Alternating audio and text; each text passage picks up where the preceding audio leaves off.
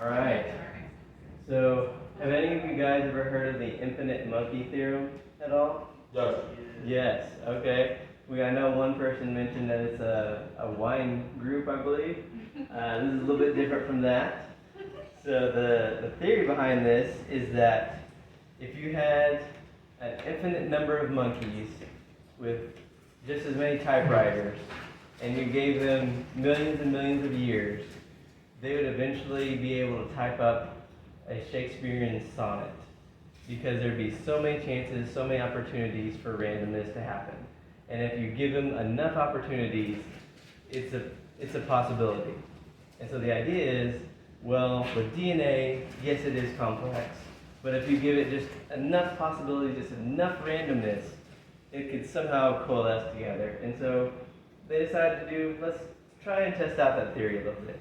Now, it's impossible to have an infinite number of monkeys and an infinite number of typewriters. So we had to scale down quite a bit. But at the Paddington Zoo in the United Kingdom, they actually put a typewriter out with paper with a set of 6 macaws in an exhibit and wanted to see what would happen. So, like, in theory, you're not going to get a Shakespearean sonnet, but you might get some words, maybe a sentence or something, if enough randomness happens. That's the thought behind it. Well, they did that in 2003, and they left the typewriter in there for a month. And rather than having some sort of words or sentences, they never even got a 2-letter word from that entire month that they left it in there. They got mainly a couple of letters, and the monkeys urinated on the typewriter. So they got nothing and leaving it in there for a month. And this goes to the idea that monkeys are not randomness. If it was random, you'd be more likely to get a word, but really, you can't predict randomness, and there's no reason to expect it to happen. No reason to expect to go from unorganized to organized. We're getting back to the second law of thermodynamics that we talked about in lesson 2, where everything tends to degenerate over time. It doesn't get better, it gets worse. Your room is going to start clean on one day, and over time, it's going to get worse and worse. And they're arguing the opposite when it comes to DNA or the infinite monkey theorem, is that things are somehow going to get better over time, or more opportunities means more likelihood it's going to happen. It's really not the case. But even when it shows too that you have to have thought put behind even putting anything together, even putting a word together, putting a phrase together. It takes thought and cohesion to make it all work together. One example that I kind of liked in the book was they talked about if an animal could come up with a sentence. You could put, I ate dinner with Jack or something, but like, where do you put the comma in there? Because I ate dinner, Jack. Well, where do you put a comma in there? If you put a comma for Jack, then you're addressing Jack. But if you put I ate dinner, Jack, and you take the comma out, then that means you ate Jack for dinner, kind of thing. And so it shows. Shoot some leaves. That's the phrase. Yeah. So you continually get higher levels of communication, and that makes it that much harder to even put together. Is the thought behind that. So really, this is not a perfect test, but it just shows you can't expect things to just happen because you give them opportunity. There has to be some sort of designer behind this. Any questions on that one? All right. There's a macaw in case you're interested. Or I think that's how you pronounce their name. Monkey, yeah. So I may have been getting ahead of myself earlier on when I said this stuff, but DNA is also one of the more hardy molecules out there, in that it can last an extremely long amount of time, which is better than what we have now. Think about it, a lot of hard drives are not going to last necessarily more than 100 years, where DNA has been known to last thousands of years. And it's still readable after that amount of time. Again, this is going back to the whole idea of how much information can be stored in a kilogram of DNA And while it's, again, varies, the 215 petabytes is the accepted norm for that. And that's how you come up with the 2.5 pound DNA can hold the entire known world's information, which is just mind-blowing to me. The fact that it's the size of a small cat, you can hold everything known on YouTube, maybe not a small cat, medium-sized cat. What? Not even No. Small cat, Mike. You don't have a cat, Mike. Like Cats a are like kitten. 10 pounds. Kitten. My Yeah. cat's 6 pounds. Yeah. She's 3 small. cats. Okay. Mine might be 17. So. But it's not fat. So a very small cat, we'll say. A rat. A baby cat. A kitten. A kitten, maybe, yeah. A big kitten. Yeah. A big kitten with a Yeah. small cat. So, yeah, so this isn't coming from Christians either, this information. This is literally what the scientists are saying. It doesn't matter if you're a Christian or not, you're going to, for the most part, agree on this. Which, again, I can't imagine how much information is stored just on YouTube alone, as far as like videos and all that, and every other written book, every other coding computers out there can all be stored in that small amount of information. Was there a year of videos just uploaded to YouTube like every minute or something like that? Yeah. Wow. It's something ridiculous. I Yeah. hate YouTube. How dare YouTube exist? Wrong. And yeah, and then all this information, it can be stored in one molecule and it's linked together in a certain pattern to create certain things. It's not random in this molecule of DNA. It has some sort of organization to it. And so again, that goes back to showing that there's design.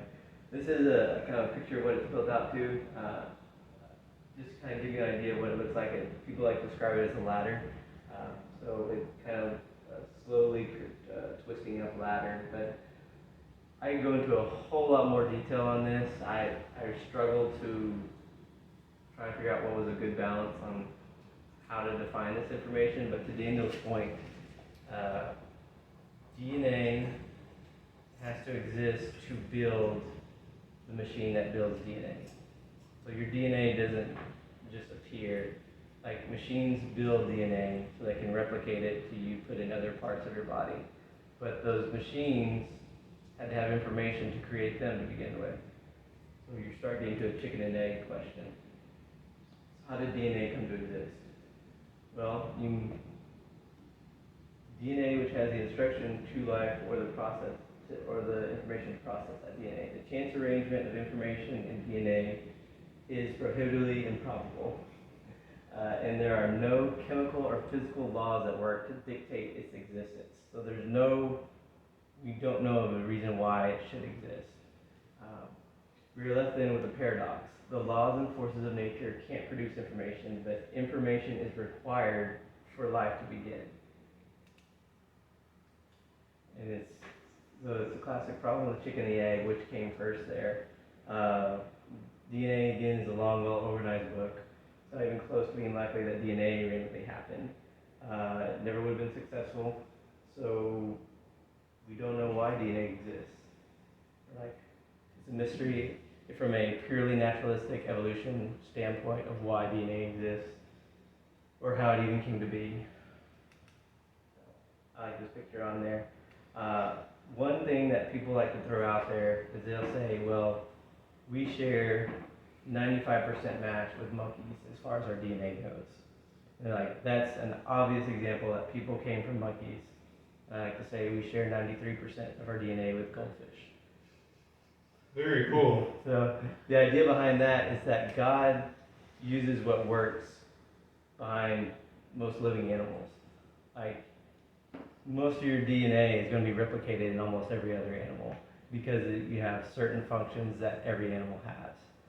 I'm not saying it doesn't vary more by animal, but really, my way of thinking of it, if it's not broke, don't fix it kind of thing.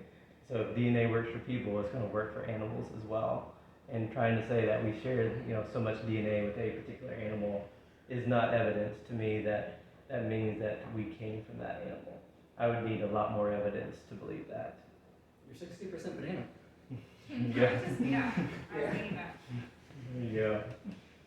All right. Any questions about DNA actually before I move on? I know there's a lot of material, but any more questions? Very cool. All right. And then as far as animal goes and what I would point to for like a great design perspective, I'd go with the giraffe.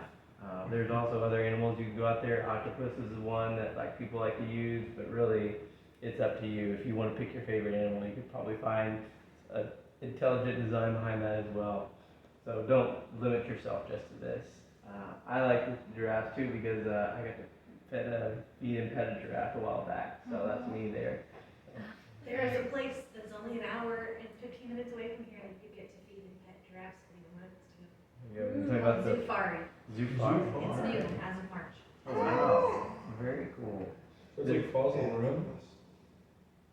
Fossil room. This is in Abilene actually, so this is a fun time if you're ever out there. Definitely worth it. But the example we're going to talk about tonight here is for a giraffe to drink water, which seems pretty basic concept, but if you think about it, so a giraffe got an elongated neck, so it's way up there, but its heart's in its chest. So it has a lot of pipeline it's got to use to pump blood to the head. So it's really got to have a strong beating heart just to get it up to its head when it's standing erect. But when he bends his head down, you have the opposite problem. All of a sudden the blood's going downstream, but you've got this heart that's pumping really hard because it's used to trying to getting the blood up to the head and going against gravity. Now you got the reverse. So if you think about it, in theory, the giraffe's head should explode every time he bends over to drink water because you've got this problem of the heart somehow needing to know how to I change. wish. You wish? You wish! Blake, get out! I know it's your place, but get out. It'd be fun. Wilson's taking over your Well, Wilson, I knew this day would come. Yeah. So we've got this strain on the blood vessels that we've got to talk about. But there are actually safeguards built into the giraffe. A coordinated system of blood pressure control. Pressure sensors along the neck's arteries monitor the blood pressure, can signal activation to start changing the blood vessel pressure. These adaptations don't occur in isolation, but presuppose other adaptations that must all be coordinated into a single highly specialized organism. This is me quoting an article. This is not just me coming up with that. Like, this is like a scientist who has studied giraffes, and they this just didn't happen on its own. Like, it has to depend on other mechanisms to work for it to actually take place. This is from geneticist Wolf Eckhard Lanning. I probably butchered that name, but he says a conclusive mechanism for the appearance of the long-necked giraffe is thus far completely unknown. What that means is that from a purely naturalistic Darwinian perspective, there's no reason why the giraffe should exist. We don't have an animal that it came from that could have possibly had it morphed into what it is now. They don't even have an idea of like what animal it would have come from. Now, there are scientists that'll try to say there's certain aspects of the giraffe that don't seem to have design, but there's also counter arguments to all of those as well. I'm not going to go into all the different ones out there, just know that there are some. So if you research it, you'll find, say, the nerve that goes up the giraffe's neck, maybe that doesn't show as much design. Well, there's counter arguments to that as well. But really, there's so many animals out there that you could look at. The bombardier beetle is another one, like an octopus, but it was hard limiting down just to one particular animal to talk about. But really, it's just interesting to do the research on all this. Again, I say I had a love-hate relationship doing this one. Hate it because there's like a lot of research you had to do, but it's overwhelming like how much it's stacked towards intelligent design, and just like you'll be overwhelmed just trying to do research even on one particular thing, and just being like, wow, like it had to be just perfect just for things to work out. Yeah. So I highly encourage you, like, to pick your own thing to do research on. Like, you don't have to pick all these. Just pick whatever that you like, or pick, whatever animal is your favorite animal, and just see if there's any research out there on that one. I know, like, I like giraffes, so I picked a giraffe, and there's a lot of information behind them. So, highly recommend that one. I'm gonna skip ahead real quick and talk about some, one other thing, since we have a little bit of extra time. So I'm gonna talk a little bit about the electromagnetic force real quick. Wasn't sure if we had enough time for this, but I thought I'd throw it in. So this one is another example of the universe, of how we have forces in relation to each other. They have to be just right. It plays a critical role in stellar fusion and helps atoms stay together. There would be no stable atoms because the electrons orbiting the nucleus would have enough kinetic energy to create a mumbo jumbo a little bit there, but really if it was any stronger or any weaker, we would have no atoms whatsoever. There would be no possibility of even forming a molecule at that point. If you tweak it just a little bit, it's going to throw everything off in the universe, and there's no possibility of even being able to think of having a molecule. And I wasn't sure if we were going to have much time to talk about it, but we've been a little fast tonight, so it's all good. Talk about graph. So we're at the end here. One thing I want you guys to think about, like big picture for the 3 lessons, is what can we know about God without even looking at the Bible? Mm-hmm. Well, we know that He is extremely powerful because this universe exists, and it would take a lot of effort, a lot of energy just to create it from nothing. And we know from the second lesson, there had to be a beginning. So, because we know there's a beginning, that's why we believe there's a creator. So we know He has to be extremely powerful. We have to know, we know that He's extremely intelligent as well, because this world is so complicated, it's so interrelated.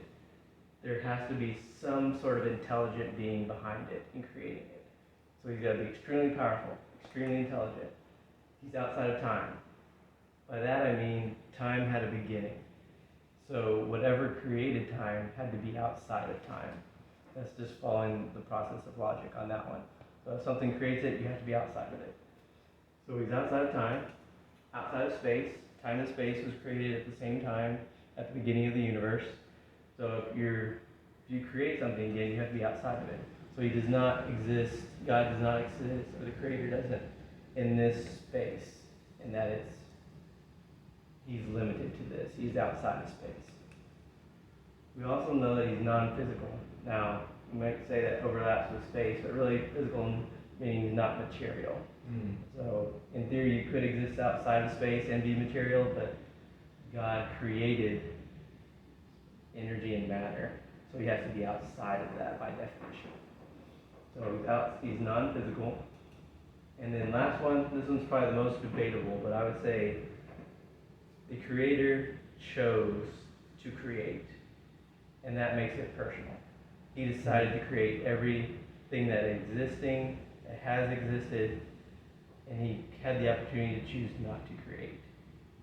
And that makes it personal, and that He chose for I would argue, every being to exist that does exist. Something to think about. I know you'll get a little bit of pushback, you mentioned that, but really, all 6 of these, we can say, are facts about the Creator without even looking at the Bible. To me, this seems to match up pretty well with Christianity as well. So it's a great way to start a conversation. Hope that helps you with thinking through conversations. Do you have any questions about this or what we've gone over tonight? I know this was a lot to go over right here. Yeah. I just wanted to recap and just kind of ask for a personal take on this. So, I mean, the crux of the teleological argument, right, is that there are too many minute chances that have to stack up on top of each other to bring us our current universe that you can't really even describe it as miraculous. There had to be intent, otherwise you're claiming that 1 out of trillions upon trillions of things lined up to create this current moment, right? It's just too implausible to say that it happened by chance. I mean, I'm just speaking from devil's advocate. I feel like there could be someone you could stop on the street, you know, who'd argue for the infinite monkey theory. You stack a room with infinite monkeys with infinite typewriters, eventually they would recreate the works of Shakespeare. You know, I feel like they would argue, well, that's exactly how it's played out, unfortunately. Just one monkey, the first monkey happened to recreate Hamlet the first go, and that's our universe. And you can't really say that it's improbable or probable because we don't get to look at the other failed scripts of the other monkeys. We just have the one example, so it doesn't matter about the chances. I just feel like I've kind of heard that answer before.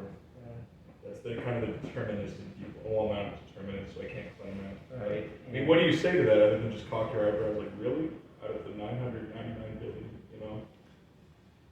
Yeah, and to get back to kind of what Isabel mentioned is, at some point you get to the idea that you're reaching the probability of zero. Yes. You don't ever reach the probability No. of zero in theory, but you get so close that there's realistically no difference.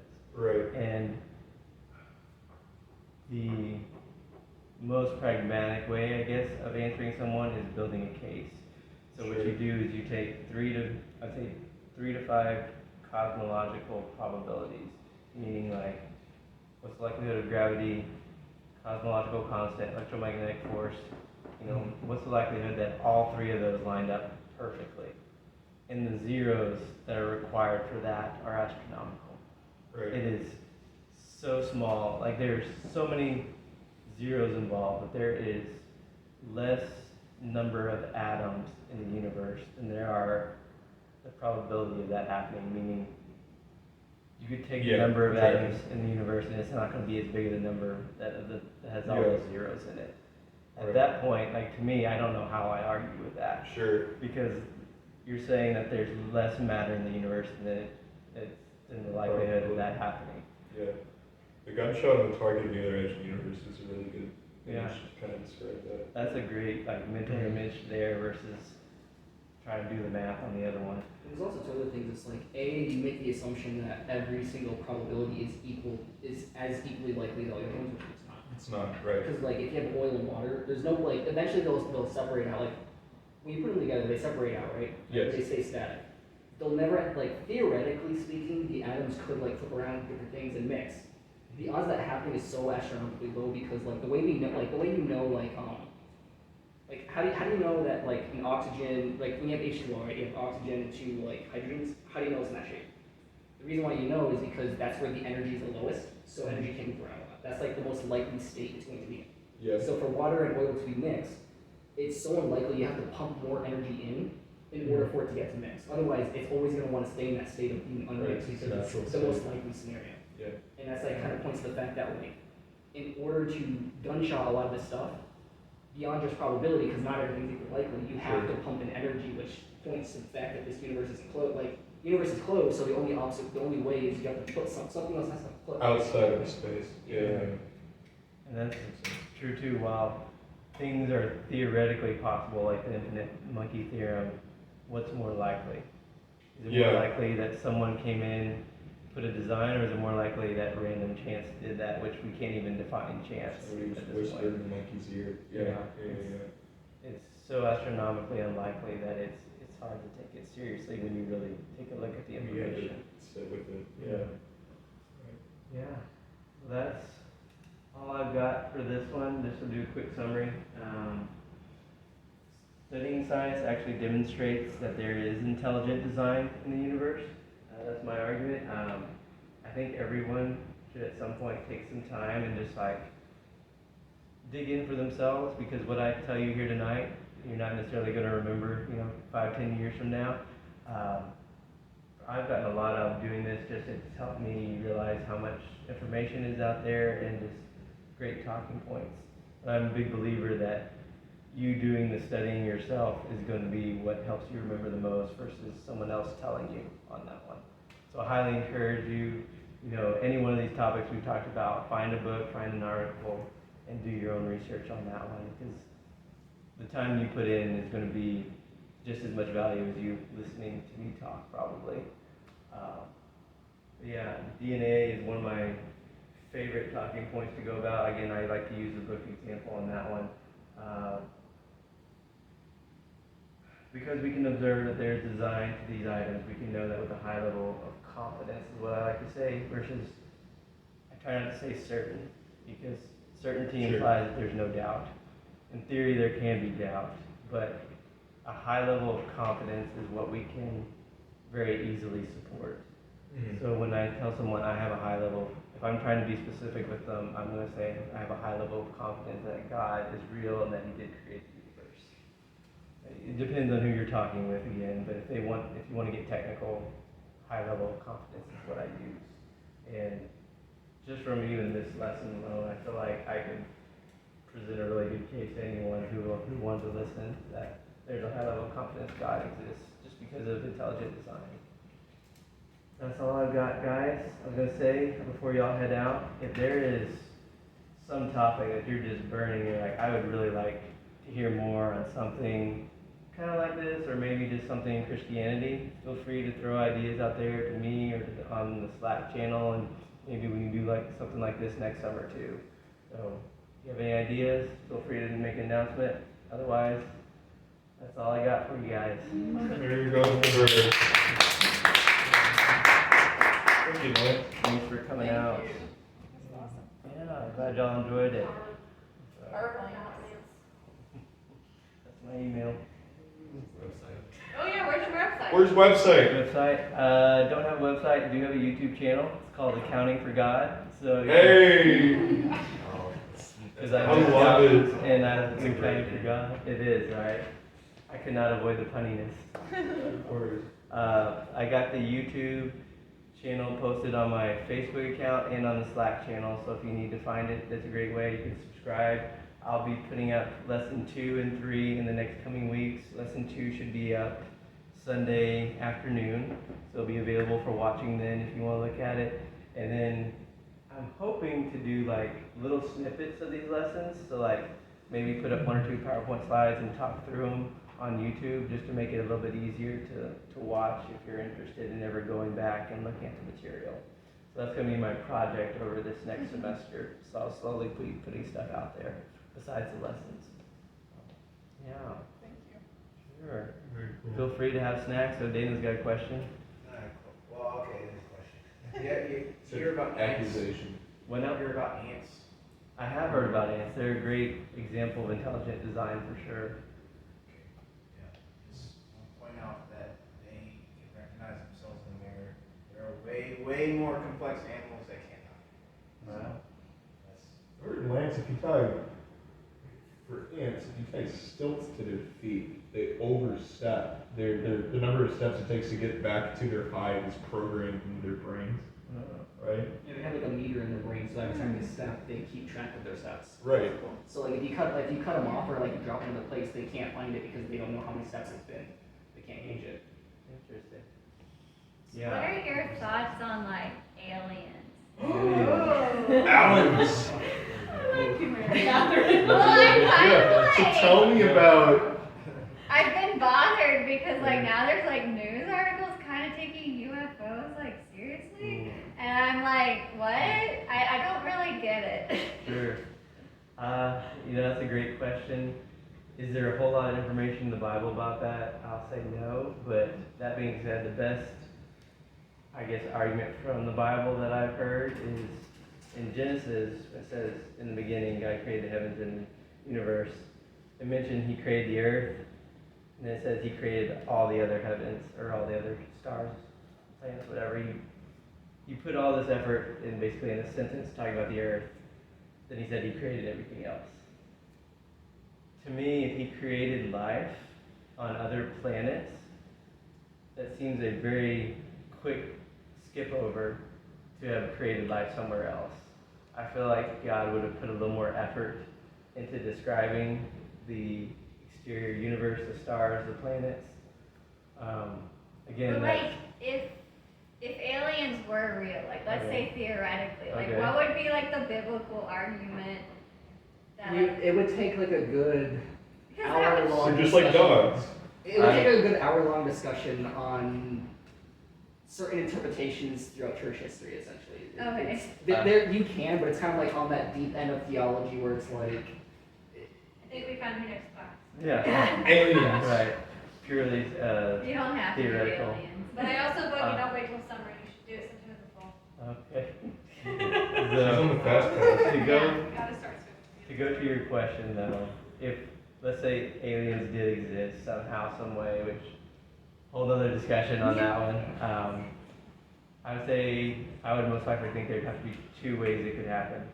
One, it would be in essence like an Eden, and how like the garden was originally was with Adam and Eve. You could have, I could see that being a possibility. The other one would be they have a similar story as ours, in that they have some type of savior figure where they had an experience of Jesus, basically some sort of manifestation of Jesus on that world as well. Those would be the two of the scenarios I would see, and I do concede that if they did truly find intelligent life somewhere else on another planet, that would, to a certain extent, be a blow to Christianity, and I do think that's why scientists try so hard to find that, but I don't believe that's necessarily going to happen. So, yeah.